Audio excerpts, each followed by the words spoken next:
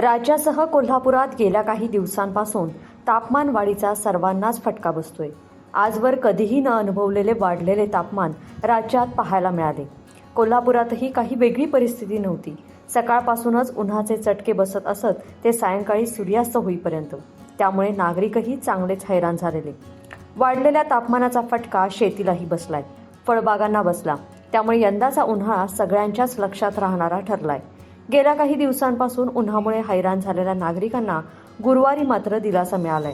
कोल्हापुरात दुपारपासूनच वातावरण बदलले होते।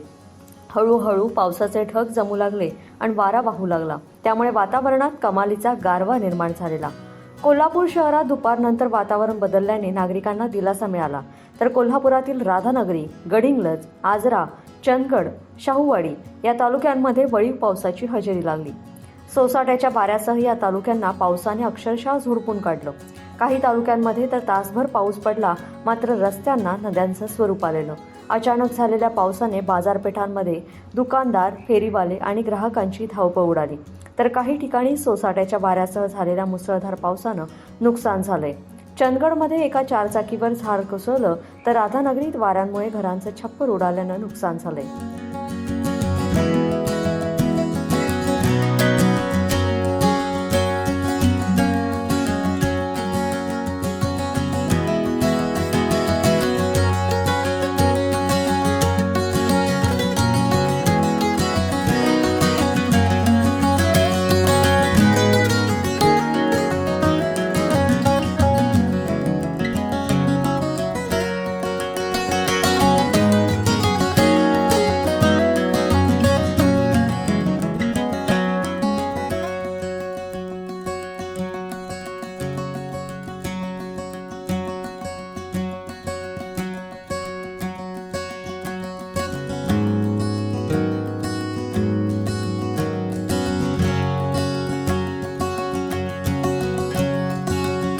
कोल्हापुरात गुरुवारी दुपारनंतर आलेल्या पावसाने नागरिकांना दिलासा मिळालाय, तर वातावरणात बदल झाल्याचं पाहायला मिळालं।